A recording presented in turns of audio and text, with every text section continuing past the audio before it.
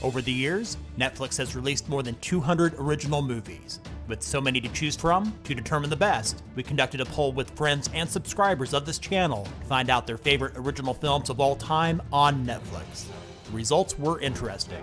Some of the movies that were hated by film critics ended up making this list, and vice versa.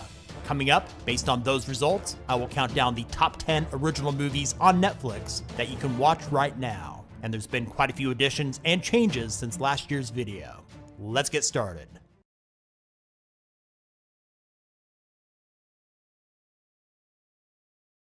Starting off our countdown at number 10 is The Highwaymen.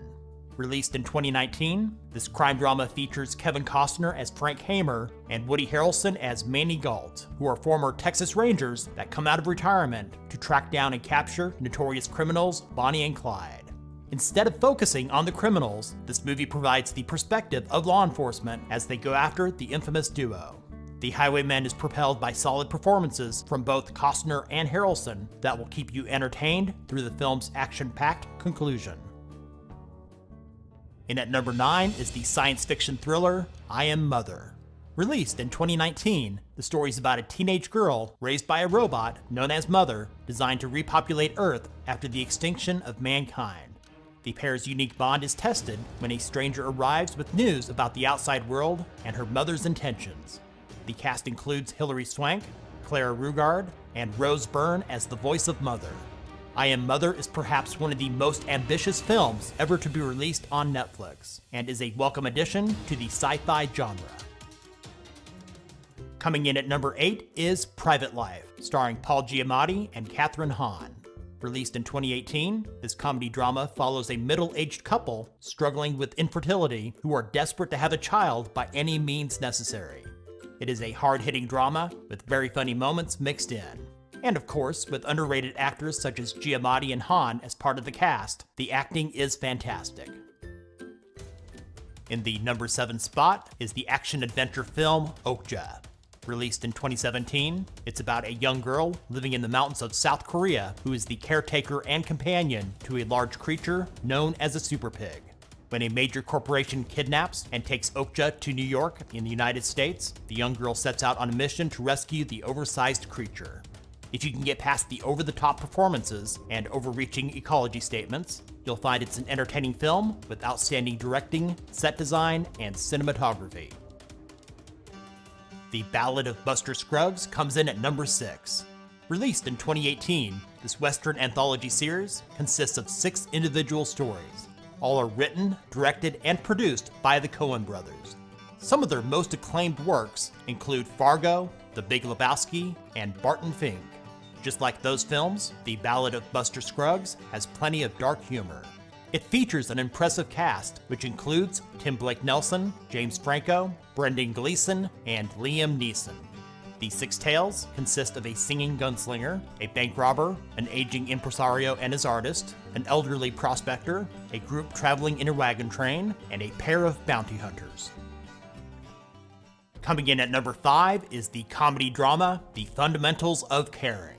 Released in 2016, it stars Paul Rudd and Craig Roberts. Rudd plays a retired writer who becomes a caregiver to a sharp-witted, disabled teenager played by Roberts. They both embark on a cross-country trip to meet the boy's father and visit famous roadside attractions.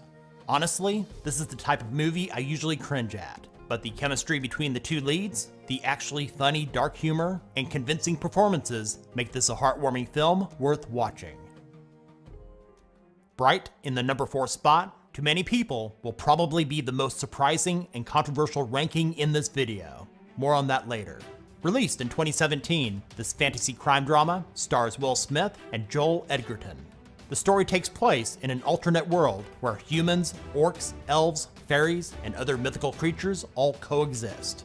It follows 2 cops who must work together to protect a young female elf and the forgotten relic she possesses, which in the wrong hands could alter the future as they know it. While Bright was universally panned by movie critics, it has become a favorite of viewers on Netflix with a Rotten Tomatoes audience score of 84%. Without going into a rant like last year's video, Bright is worth watching, and a sequel is currently in development with Smith and Edgerton reprising their roles. Before we get to the top 3, here are others that received votes that may be worth your time to watch. Gerald's Game. Extremely wicked, shockingly evil, and vile. Mute. Bird Box. I don't feel at home in this world anymore. Dumplin', and Roma. Coming in at number 3 is Paddleton. Released in 2019, this comedy drama stars Ray Romano and Mark Duplass. The story follows the unlikely friendship of two misfit neighbors when the younger of the two becomes diagnosed with terminal cancer. While the acting is superb, some of you might find the first half of this film to be difficult to get through, but it's well worth sticking around for its stunning conclusion. In the runner-up spot at number 2 is Mudbound.